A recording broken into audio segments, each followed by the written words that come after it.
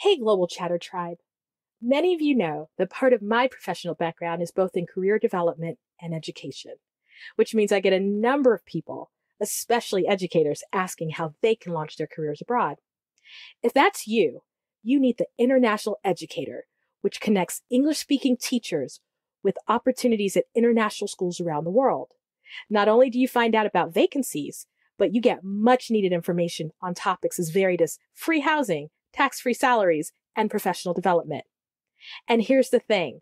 All subjects and grade levels are needed at schools in Europe, the Middle East, Asia, Africa, and the Americas. So for a limited time only, TIE, as it's known for short, is offering discounts on memberships for Global Chatter listeners. So visit TIE Online, that's TIE online.com, and use the promo code Global Chatter to save on your membership today.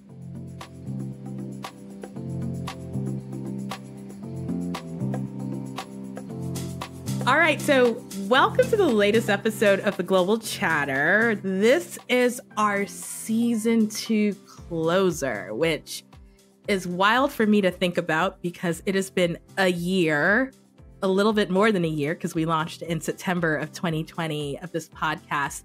And so I'm even grateful to get to this point, being it's November and Thanksgiving. So it's a Thanksgiving season in the US. So I'm very grateful for that.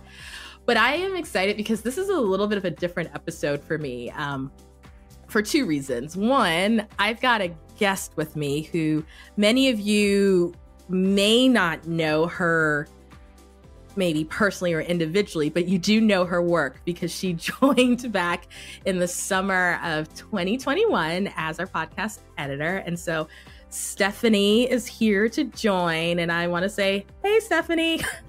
Hi, Amanda. Hi, everybody.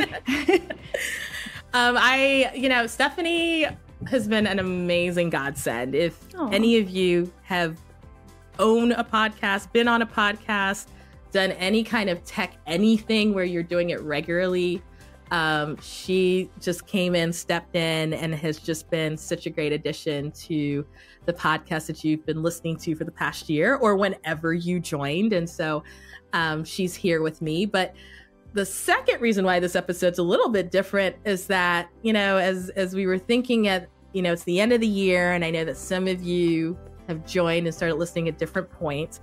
We thought it might be really cool to give you some context and to learn a little bit more, about this podcast and a little bit more about me. And so Stephanie is going to play the role of interviewer, which is really wild because I am used to interviewing other people, and I am used to people interviewing me, but those two things don't happen on my podcast. Like they happen separately. And so kind of merging the world together is a little bit bizarre. I'm not going to lie.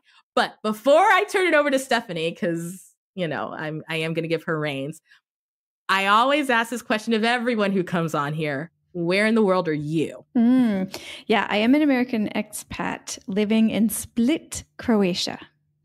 Yeah, and we were talking about that offline. And so Croatia has been on a bucket list. Actually, Croatia and just because it's another sea country, the Czech Republic. Like those two have been on my bucket list for forever. And I don't know if I said this in an episode. Now I'm going to go off on the Czech Republic, but I've wanted to go to the Czech Republic since. I'm totally about to date myself. You probably will get Czechoslovakia. Well, no. But you know what made me want to go in the Czech Republic? Huh. This is so funny. Remember the band In Excess? Yes, of course. Remember the song Never Tear Us Apart? How is that connected? Wait, what? It was filmed in Prague. Oh, no way. You know what I'm doing after this? I'm going to go watch that video. It is totally, it's like 1980s really? Prague, right? So it's still Czechoslovakia. Yeah. Has nothing to do with Croatia. But my point being is that I've wanted to go to both countries. Yeah. I would say Croatia at least since the early 2000s. But the Czech Republic, don't ask me why as like a 7 or 8 year old, I was completely fascinated with that. It was a black and white video. Michael Hutchinson's like walking. Yeah.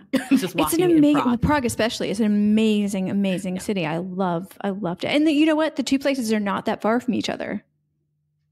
Real? Well, okay, for you. I remember every time I was trying to go there from not the US, it was always kind of a complicated trip, which is why I haven't made it there yet. But all right, that's me talking about myself without this being an interview. So I'm going to turn the reins over to you because I could probably interview myself with all random facts that nobody wanted to know, but now they know. So, all right, I'm gonna let you have the mic. All right. So I did listen to a bunch of episodes before we started working together, but I haven't heard all of them. So I've missed lots of little bits of you throughout the episodes. And I thought it'd be fun to start way back at the beginning.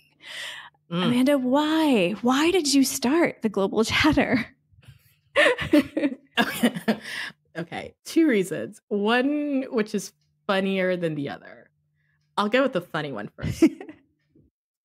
So people keep asking, if anyone knows anything a little bit about me, the Global Chatter is tied to the Black Expat, which is a platform that I started back in 2016 to look at Black identity and international living, kind of reflective of my own experiences and the people I knew. But we get people all the time who requested to be on the site. And there was this point where people kept asking, they would send emails and say, hey, can we come on your podcast? Before you had one.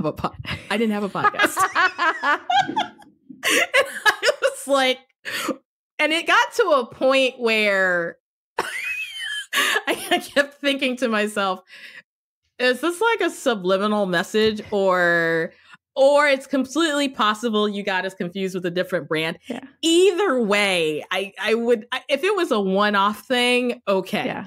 But it kept happening. And I just thought to myself, okay, people really, apparently, this is market research you didn't look for, but apparently people wanted a podcast. And then, one of the things that the Black Expat typically was known for a while, was storytelling. And I was having great interviews with people, like fascinating interviews, but we would write them up, which is fine. Once again, we started back in 2015, 2016. And when you're listening to, if you've ever had this experience, well, you probably have, but where you're listening to an audio interview and then converting it and writing it up, there's a lot of things that you lose, right? The voice, the tone, the content, the jokes, and a lot of stuff you just cut out because people don't necessarily read long form in the way that they used to. I read it, but I know that a lot of people don't. And so it made sense for me to move the storytelling to a more audio form because as you know all things podcast, I'm saying this jokingly, but I know you know a lot, is that you could be in your car, you could be working out, you could be sitting in your house and you could pause it and you can go back. And so it just made sense to move a lot of our storytelling off of the website and into a format where people could listen to it at their convenience and could go back, to be honest. So why the different name then? Why the Global Chatter and not just the Black Expat, the podcast? Oh, there are 2 reasons for that. One, believe it or not, there's a podcast that already has that name. How rude. And it went and to be fair, he had started it before we started our podcast, right? So wait, is that the guy in Taiwan? Yeah. Oh, wow. Yeah. Yes, I have heard that actually. Yeah. I used to live in Taiwan, so yeah. Oh, you did? And so, I mean, and so it already existed, but then here's the thing that became a change for me. I liked calling it the Global Chatter because then I could also change up the guests who come. So obviously, I think when you call it the Black Expat, and it really depends on what angle you want to take. Yeah. You're probably more inclined to want to keep it more with Black expats or more Black TCKs or more Black, immigrants or whatever. But I, as someone who's been in and out of expat spaces, I mean, you're the same. There's so many really cool stories you hear from people's different perspectives that I think are important to share. And so by calling it the Global Chatter, I could open it up to more voices than keeping it limited. Has starting the Global Chatter changed what you're doing at all with the Black Expat? Yes.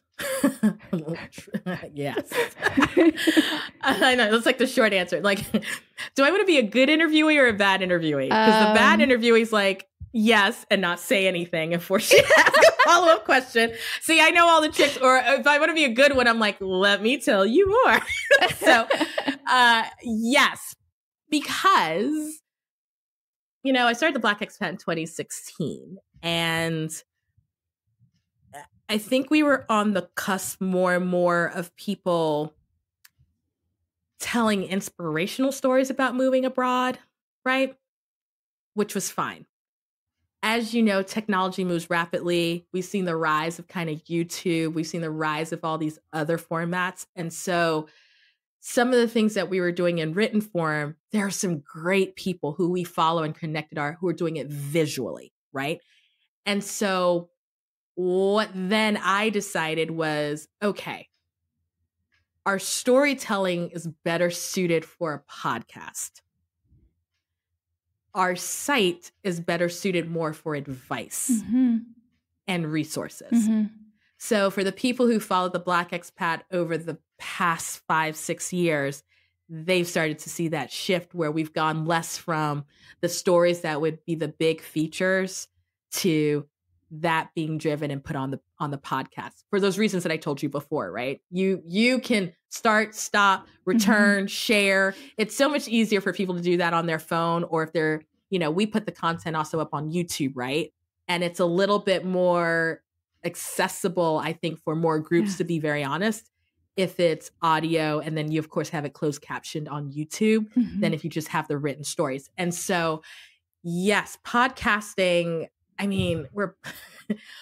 podcasting has truly shifted the way we tell stories on the site, because quite frankly, the stories are now audio. Oh, that's so cool. And it's so interesting that you say this, because my podcast editing, not to bring in my own podcasting, but it's also connected. Yeah. My podcast on podcast editing started out as really short, simple tips that had a YouTube component where you could see it. And then I'd take out the parts that were too visual for the audio. And I realized that the newsletter attached to it that dealt with the business side, like a freelancing, entrepreneurial stuff, was getting quite popular. So I'm like, well, let me shift the podcast over to that, so like the business side, and keep the visual stuff on YouTube. And it's also easier because then I don't have to take out the parts that are too visual for the audio. So it did split, but in almost an opposite way that yours did. Because my storytelling is now more actually just in the audio. Oh, no. It's split in the same way. Because the entrepreneurial stuff is more of the storytelling-ish kind of freelancer struggle than the YouTube channel. The YouTube channel is more practical, and the newsletter is more practical. Oh my God. So it's split in exactly the same way.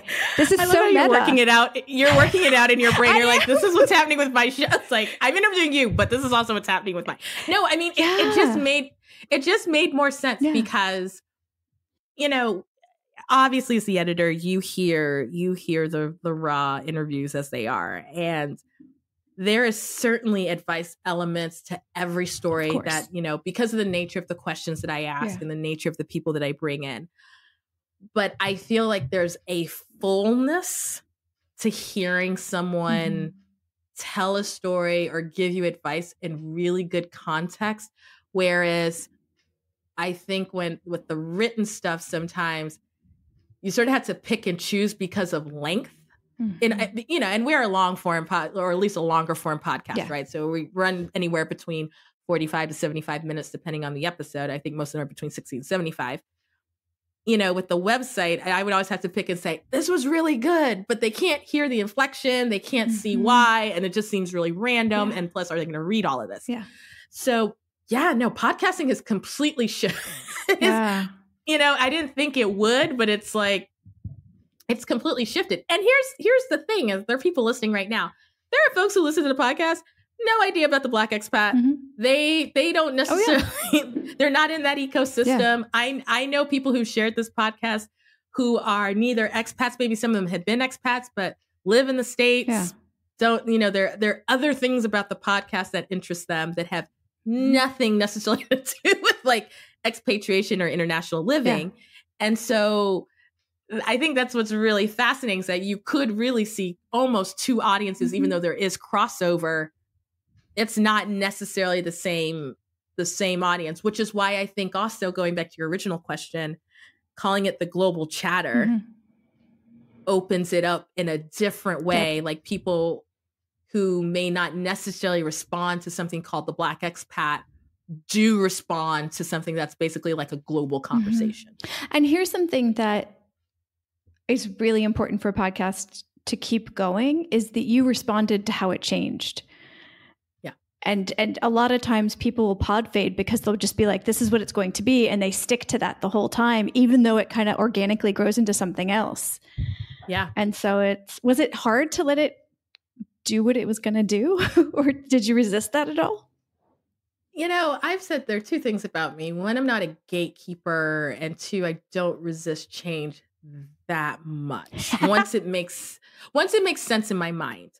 And I think what happened is, once again, there's some really cool people in my network who I thought, ooh, people should really hear these folks. Right.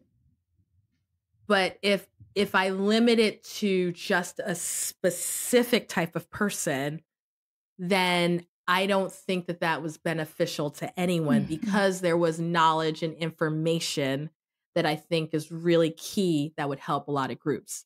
So, you know, I would say the majority of the guests are Black and brown, right?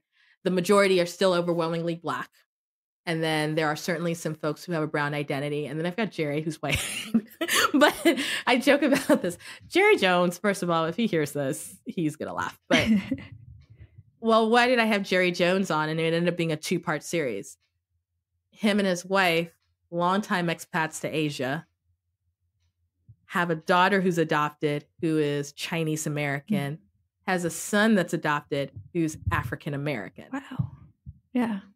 Those are some perspectives, right? Adoptive parents who are expats with children who don't look like them. And then children, at least one child who looks like the local population of the country that they're in. There are intersections and dynamics there that are worth talking about. And so, you know, when I started to think about, they're cool people I want on my show just because they are talking about things that, quite honestly, nobody else really, like, I've been in these expat streets for a minute, and I know a lot of folks, like, there's some things that weren't really loudly being discussed. Yeah, it just made sense for me to kind of go with the flow in that regard.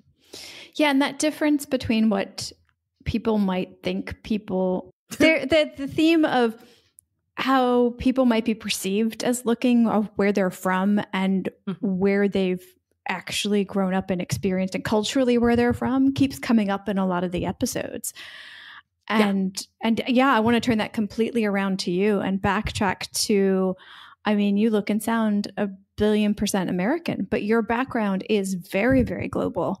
Can we do the trajectory of where you've grown up and lived in your life?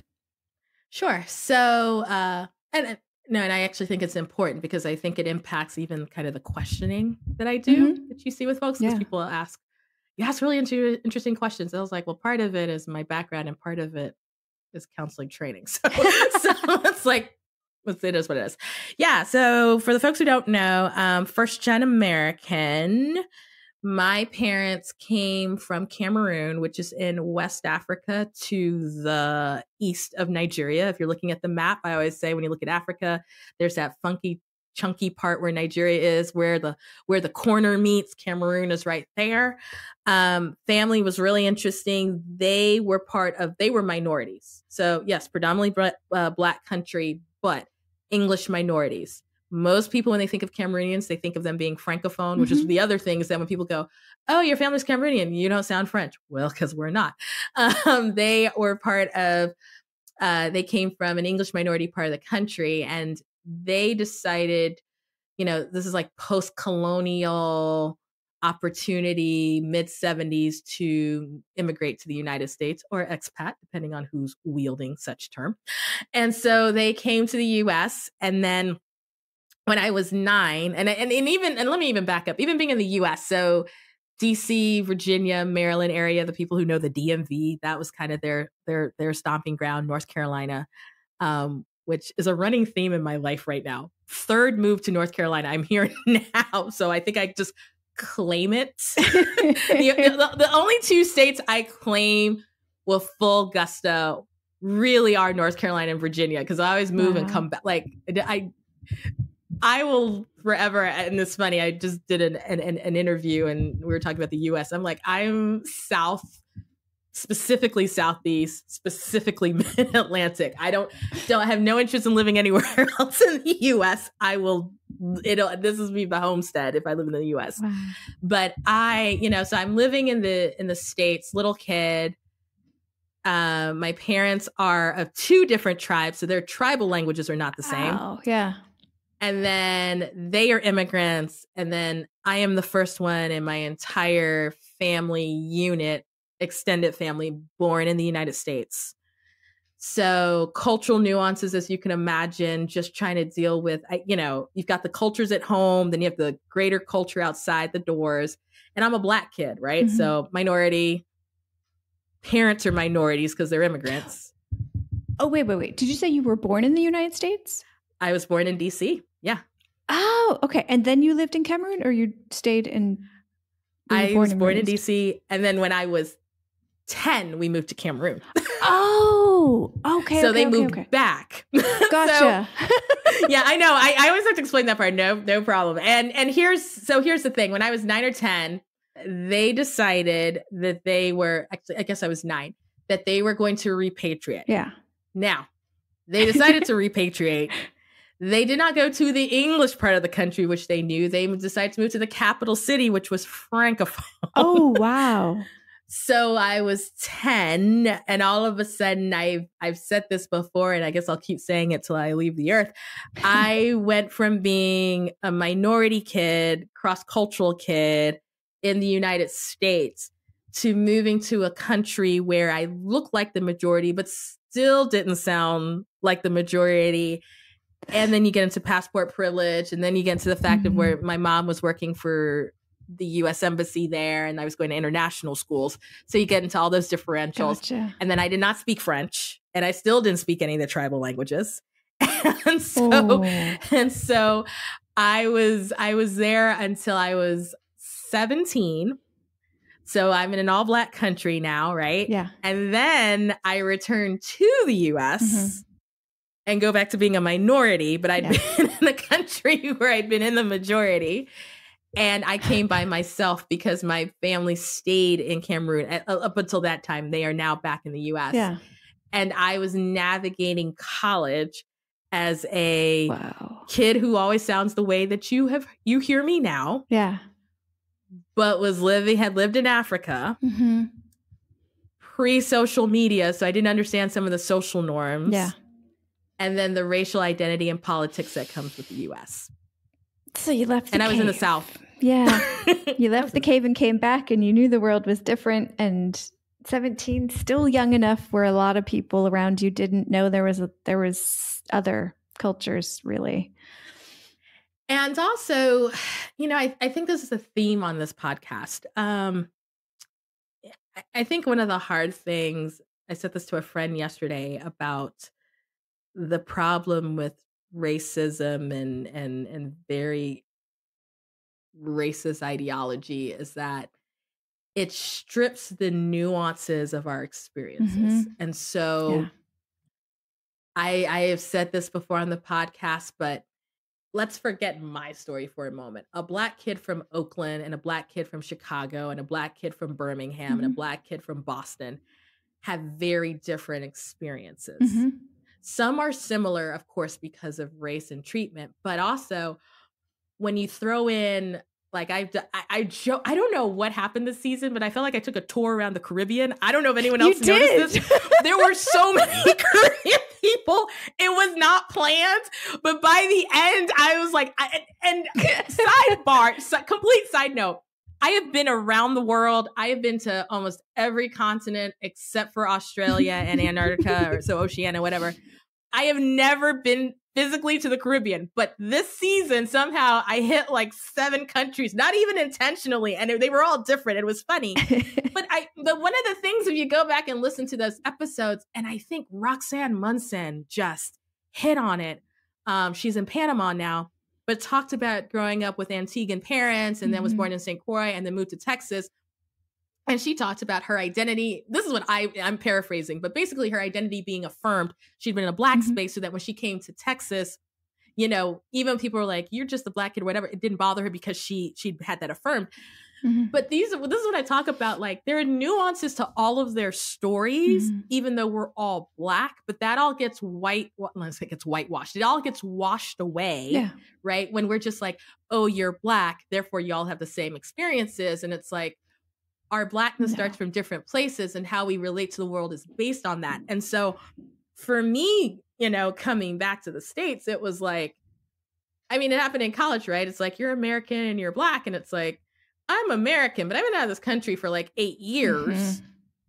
And then I'm Black, but my Black self has been in a predominantly Black country. So like, you're talking about things culturally that are not the same from where I came from and what I'd experienced. And so a lot of that's kind of influenced how I've seen the world, to be honest, and how I engage with people.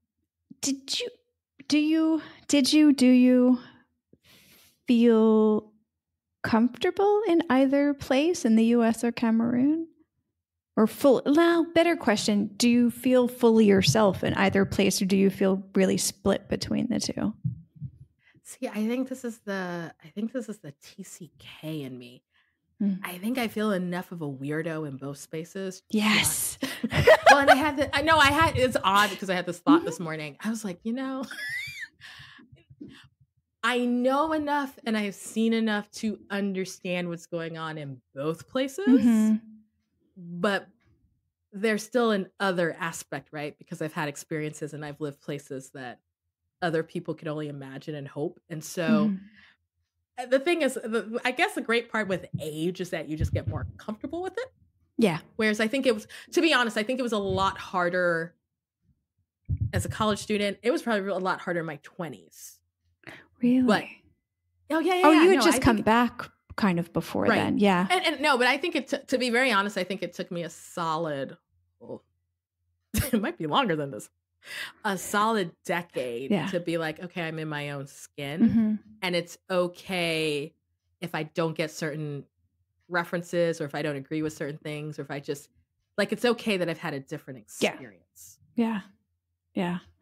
See, I'm not a TCK, I'm a CCK, which I didn't even know was a thing until a few years ago when I read Tanya Crossman's Misunderstood book. And I went, oh gosh, there's a term. I should find my people. Where are we? Oh, we're all over the place. Right. But yeah, and pretty early on, I realized I'm more comfortable being in a foreign culture because it makes sense that I don't know how to act, and I can do like, I'm not from here, but I'm trying. Whereas in the US, I was always at a place, but it didn't make sense why. Like, I should know this stuff. And people, well, that's you. And also it doesn't help when people expect you. Yeah. That was even harder. Like, it's like, I could handle not knowing. What I couldn't handle as well was people assuming. Like, even to this day, I was talking to one of my friends, and she was making this reference from like 1995. And I was like, hey, I was out of the country. Like, you're talking about something. Apparently all Black people know this thing. I was not here. So, and as you know, back in 1995, I don't even think we had AOL dial-up yet until like 96. Yeah. So how would I have known? Yeah, exactly. Yeah. No, it's just, it is. And you're probably like this too, like you're chameleon enough where you can blend in, you can be functional and highly functional and successful, but that doesn't mean that you're fully integrated and know everything that's happening or anything that ever happened. I didn't have cranberry, whatever it's called, cranberry dressing at Thanksgiving until my husband's family, like 8 or 9 years ago. Yeah. I mean, I didn't grow up with that. We didn't do that. It's not a thing in our house. Like, honestly, turkey is not even a thing. It's only because we're in the States. Like, it's funny what we assume people know based on outwardly the way they look. Yeah, exactly. So I appreciate that. There's a lot of times when I'm editing and I'm sitting there nodding up and down going, yes. Even though the outward context of the experiences are different, there's a lot of the cultural, I don't even want to say confusion because I think it's a more interesting existence, but the diversity of the experience globally is in there, and I get that. And I'm like, yes, this is so good. if y'all hang on with us, we'll be back with you after the break. This message comes from one of our affiliate partners, FlexJobs. FlexJobs has 100% verified job listings, career experts, and resume help. They've helped people find great remote jobs since 2007. If you're looking for your next remote opportunity and want to save up to 30% when you sign up for a membership, visit theblackexpat.com/codes to learn more. So, going back to your guests, is there any kind of, other than the Caribbean thing, is there any kind of cohesive thread that runs through that was accidental? Like anything that surprised you that kept coming up? It's hard to say because I do research people fairly well. I know whether that shows or not is it is what it is, but I do actually research the people who come up. I think more than anything, I find it fascinating because a lot of this podcast is centered around race and identity. Is the different directions that people come from and still kind of land in the same place. And so I think that, because it's centered around race and identity, it's funny that no matter who the guest has been, and some of them I've known personally and some of them I met for the first time, it's amazing how much there are things in their experiences that sort of resonate with me, which is why I think the podcast is important to hear these perspectives, because as you know, none of us 100% know what everyone's going through and know what their experiences are, irrespective of what they look like, where they come from as someone who moves around or whatever.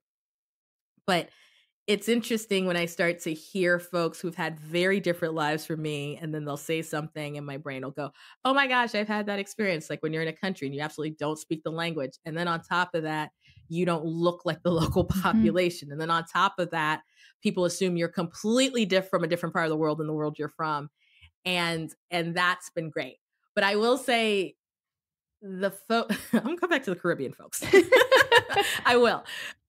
Because of where I grew up, I had very little interaction with folks who had a Caribbean background in general, just geographically.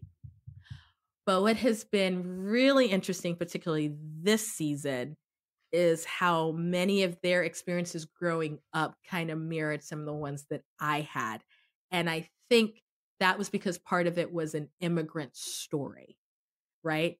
So, and I don't know if you can even drill it down to a Black or brown immigrant story, but just even the immigrant story of, our family's here. We may not have our extended family here. These are the things that we do. This is the kind of values that we're holding. This is what we kind of see for you. And that was really interesting. And I think even going early on, some of my favorite episodes, with some of the men that I've had on who just talked about fatherhood. Black fatherhood in general doesn't get as much conversation, at least in a positive light within the US. Yeah. But then now we're talking about Black fatherhood in the context of expatriation, which is like there's no conversation. And it's been, to this day, and this was before you joined, one of my favorite episodes is Noah and Tony. It was like episode 3. And we talk about all these things that had just happened after George Floyd and just what they hoped for their children and why, Tony's from the UK and Noah's from the US, and kind of what they hope for their kids and why living abroad was kind of part of that. And then later on, talking to my friend Ryan Haynes, who is, I believe, now in Taiwan, who his episode's actually called Black Fatherhood Abroad. And it was sort of the same, like you could see this thing. And then even later on with Natasha and her husband in Costa Rica, once again with their kids. And so that, interestingly enough, that's probably the things that stuck out the most in some of the storytelling, are particularly when folks are talking about their children. Yeah. Ooh. Yeah. You could do a whole season on, like you could do a mommy season and a daddy season. I could. Yeah. You're saying this right now. Now people are going to be like, she should do a mommy and daddy season. Well, I can cut this out if you want. No, that's totally fine. I just have to put a call out for if you're a dad or you're a mom or you're a parent, like whatever your situation is, let's talk about parenting. And I think that part of those episodes didn't just resonate with me, but they resonate with other folks is because, once again, you're a Black and brown parent. That's a story. Then I think for the people who aren't even Black or brown, it's you're raising a kid abroad. Yes. And especially if you did not grow up abroad. Yeah. Now, many of them were cross-cultural kids. So now that I think about it, they did have a cross-cultural background. And I'm just going to put a plug though. Natasha and Masuko's episode, man, in Costa Rica was wild. Like his parents have been freedom fighters in Malawi. Her parent, Costa Rica was like a descendant family. Like there's a whole like Afro heritage there and why they're there. And then they met in like literally post-apartheid South Africa. When I mean like post-apartheid South Africa, I'm like 1990, like actual, like immediately after. Wow. That whole episode was wild. In fact, someone reached out to me the other day and said, man, I just listened to that episode. But they all had a lot of the parents had a cross-cultural background. And so I think talking about that, but even those who don't, because I think they are in some ways are some of the most interesting ones because they were not necessarily CCKs. They were not TCKs. And they wonder, what is the impact of taking my child and seeing the world in a child of color, particularly a Black child. Yep. And then if they are, for those who know, once again, North American, what happens when that child grows up and they come back into this country that's very different from the way they were raised. So I think it's the parents now that I think about it. And I think it's because I was a TCK. And so I'm always sensitive. I don't have kids, but I'm very sensitive to, man, I wonder what your kids are like when they grow up. That's where I'm really interested. Right? See, that's what I would love to hear, although it would take forever to make, is like talking to the parents and then slowly interviewing the kids throughout the years and like getting into that, like deep into the TCK brain. What was that movie? Do you know that movie where it was over 12 years? And did I see it? No, because I didn't have access to wherever it was. I think it's called Boy. Yeah. Literally, they followed him for like 12 years. Yeah. I mean, did you see it? I know. I'm notorious for listening to soundtracks and not watching the movie, so that's also that. Yeah. But what I'm going to say, and this is a little bit of a plug for season 3. Dun, dun, dun. Right. You heard it here first. I mean, I don't know where else you're going to hear it, but you heard it here first. There are a couple of folks who I have scheduled to come on who are TCKs, who they are, and man, there's one person, I don't even want to say her story yet because she's on the books, right? But her background, I think it'll get people talking. It's really interesting. And I wanted to have more TCKs on just because that's for the parents and for the people who educate them and support them, just for other TCKs, adults, right? To be like, this is what it could look like, especially TCKs who are not white. There are definitely shared experiences, but there's so little on Black TCKs and brown TCKs, and so and then a lot of them end up being expats, so they're perfect fit for the show because But anyway. So there's a lot to unpack there. So do you consider yourself a TCK? Well, you're not an expat because you're back where you started. Oh, it gets so complicated. So are you? Oh yeah, I'm in some circles, I'm an OG TCK. OG.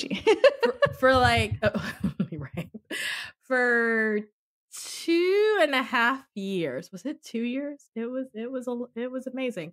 For 2 years, a friend of mine named Ellen Mahoney, I feel like I shout her out as much as I can.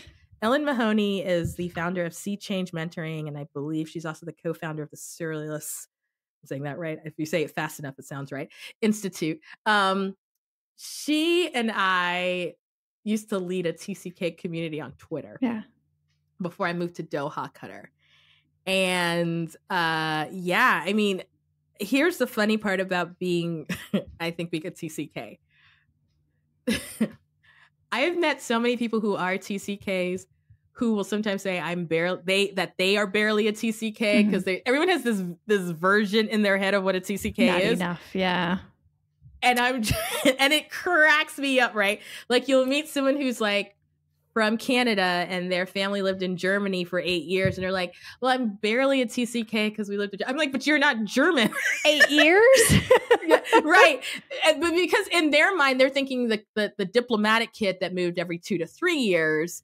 And so they feel like they're, or I met people who like, yeah, I was only a TCK from like 14 to 17. Like, just like you all have TCK tendencies because we have these distinctions. But no, totally TCK, because here's the thing. Remember, Cameroon was my parents' home country. Right. It was not mine. And then my subcultures that I was in was completely international, right? So yeah, I mean, and it's funny to me, like the older I get, because I get asked to talk at TCK things, and it's funny to see what's coming down the road for the college age TCK and the young adult TCK.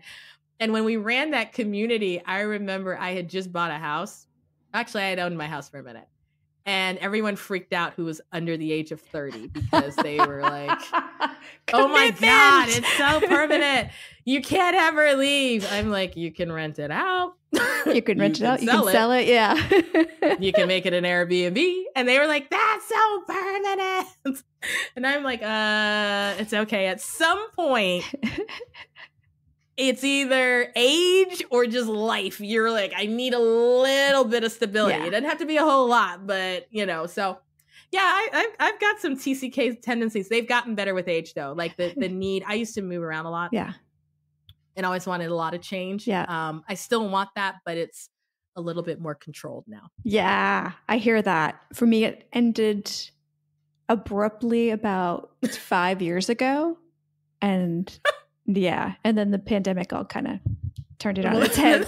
And now I'm way more mobile than I had ever been in my entire life, accidentally. Like, I don't want it.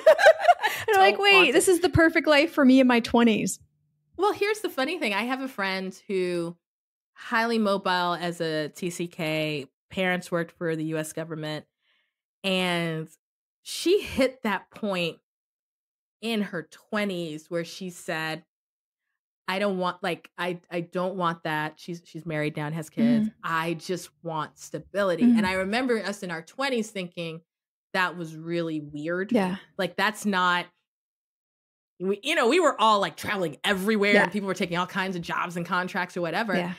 And she just said, it's almost like it was like the TCK and everybody else just freaked out and went, what do you mean? But she's just like, nah, I'm good. And she's seen a lot of the world. And she's just like, it's a lot. And I realized, to her point, I hate packing and I hate moving. Like, I actually hate, you would think I would be so good at it. I hate it. And so, there's some TCK tendencies, I think, in me that are, they're kind of aging out. Yeah. To be honest. Yeah. I learned pretty quickly that I like being in a place for a while, but I do not like actually traveling, like going to a place and doing touristy things and being busy doing all the things you should do and just quickly going through a place. I hate quickly. I want to go and sit in a cafe and stare at people for a long time. I want to go look at the grocery stores. I want to see how people live their daily lives, and I want to be a part of that, even if it's just for a month. Yeah. There are two things I like to do consistently when I get somewhere. If they've got a botanical garden, go hang out there. It's like really random. Yes, right? It's not. Go hang out there. And or wherever I'm staying, I pray they have a veranda or a patio of some sort and hang out there. Like it's like I went to Madrid, right? Did I see some of Madrid? Yes. Could I have seen more Madrid? Yes. But if you want to learn a place, there's a one sure way you can always learn a place: food. And that's what I do. I'll do food walking tours all over the world. Yep. Like, that's the thing. Get some history. I love history. Go to museums, do a food walking tour. Yes. That's it. I don't need the other stuff. No. I mean, that's great, but I don't have to be busy. Exactly. And grocery stores and libraries or bookstores, depending on what's closer and easier to get to. Yeah. It's the little things that are so much fun. But it's also, I promise you, it's also age. Because no, I've always been like this. Really? Yeah. When I was younger, I think I tapped out about 6-7 years ago for good. Yeah. Like it wasn't like it was like a it was petering out at the end. And I think where was I think it was Amsterdam, and I was like, you know what? I'm good. Let me go to Leiden. I'm good. Let me go look at Van Gogh or someone. Like, this is not it. Yeah. Well, yeah. I've been, how I live has definitely changed. Like when I first lived overseas, I wanted to be in a place for a year and move countries every year. Like the goal was to move countries every year. And then that got exhausting, which I did not expect. And I'm like, time to rearrange my life. Uh-oh. But yeah, so I mean, we do change as we age, as do podcasts do. See a transition come in here. So nice. You mentioned a couple of things that might be on the horizon for season 3. Are there any other seeds you'd like to plant in the listeners' ears about what's coming up?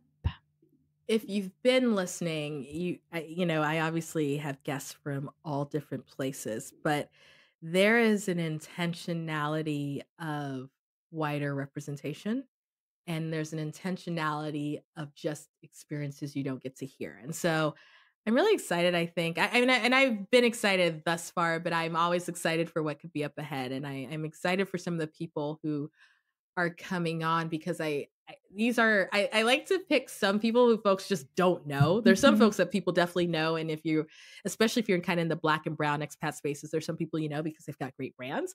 But then I also like the people who just, they don't have a brand. There's nothing to brand, right? They are regular, I call them regular schmegular awesome people, right? who are doing their thing. And then you find out, oh my God, I can do that. And so, yeah, I think that there's some really interesting folks. And like I said, I think this season had a lot of Caribbean voices. So maybe I don't want to set myself up for failure. I was like, maybe I should have like regional voices every season. No, but then we tap out at 7, right? Because you can only have like 7 continents. But I look to include even more non-Western voices. That's always close to my heart. So people from the global South, particularly, and people who are for more Eastern parts of the world, because, I am very mindful, and this is no secret if you follow the Black Expat. I'm very mindful because we are inclusive of it not to be overrun or overburdened with American voices, because the experiences of people, particularly from like sub-Saharan Africa, parts of Asia, in the Gulf and the Middle East and whatnot, obviously Latin America and the Caribbean, don't always get as much attention. And there's amazing stories there. And so some of them will show up next season. Yay. All right. Oh, well, I guess, is there anything else you think the listeners should know about you? About me. I mean, there are plenty of things you should know about me. The fact that I have been arguing with people for the past 3 days that Die Hard is, in fact, a Christmas movie. One of my favorite movies ever. See, you didn't say what. I love because Die I Hard. thought that was a given at this point. I can't believe this is still an argument. No, you don't understand. People have been arguing. And I think this has to be with the fact that I just spent last weekend binge watching Die Hard 2, 3, and 4. Oh my gosh.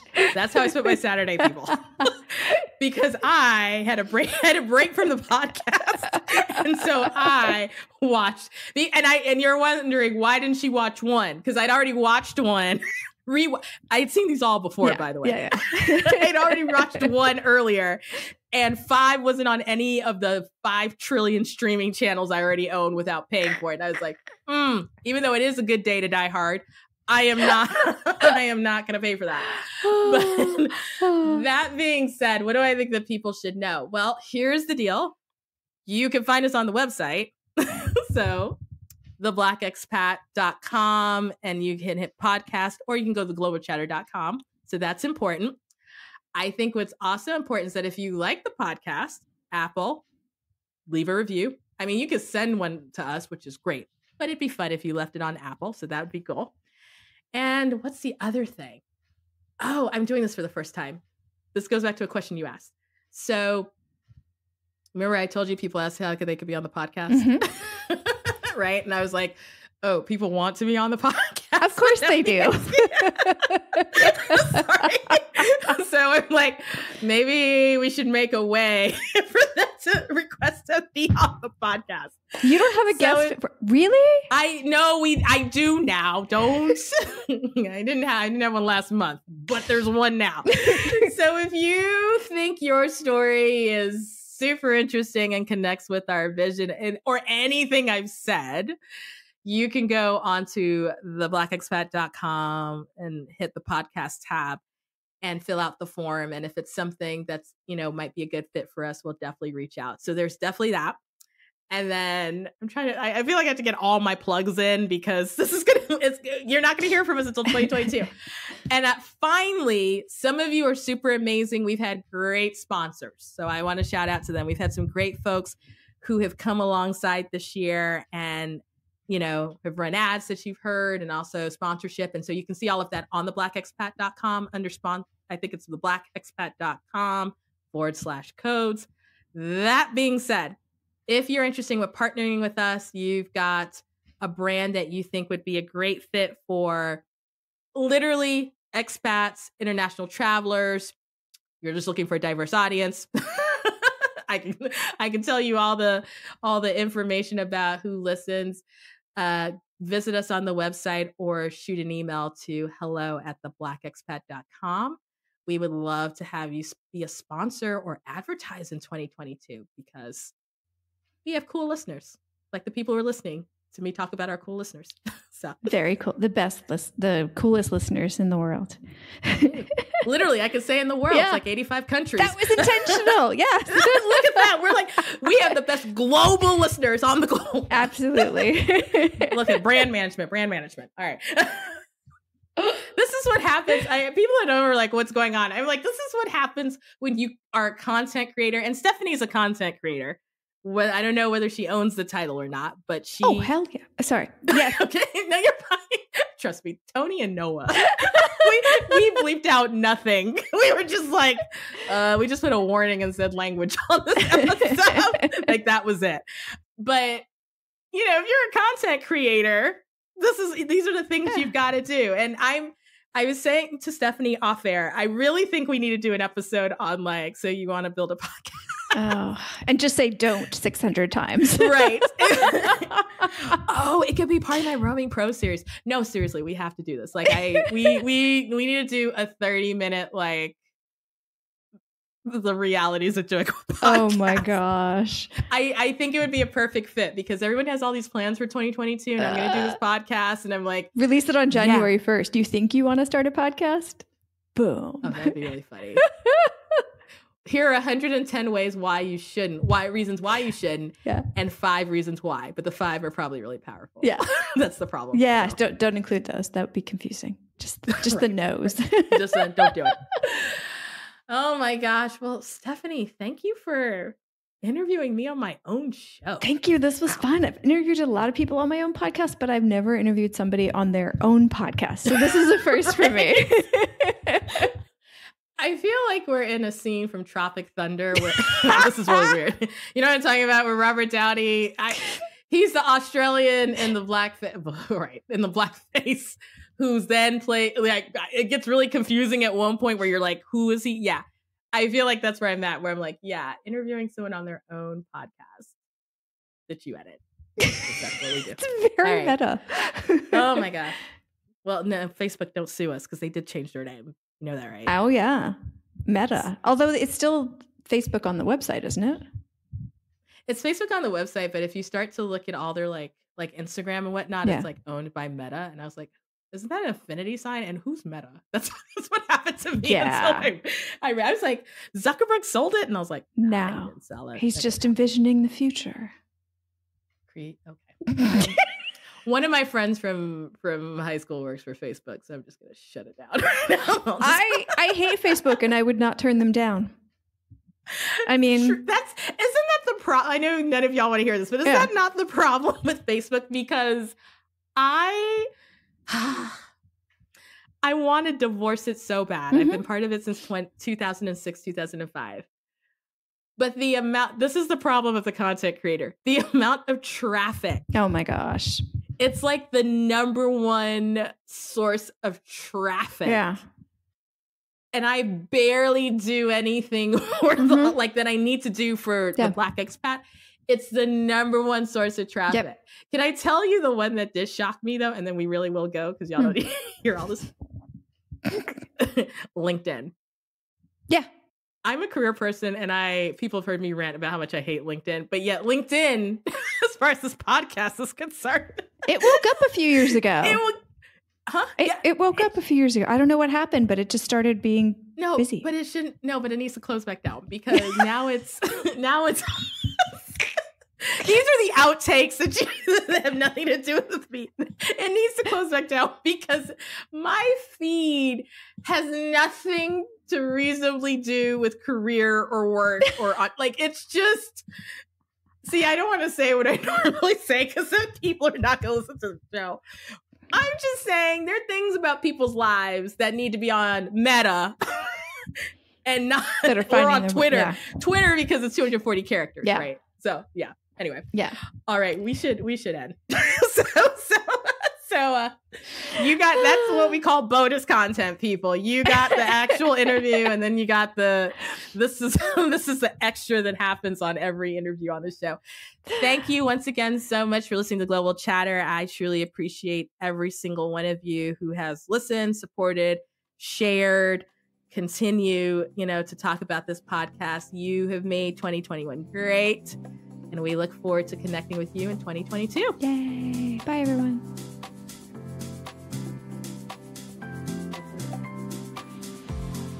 You just heard an episode of the Global Chatter podcast, a project by the Black Expat. It's hosted by me, Amanda Bates, and it's edited by Stephanie Fuccio. To learn more about this podcast or to learn more about the Black Expat, visit theblackexpat.com.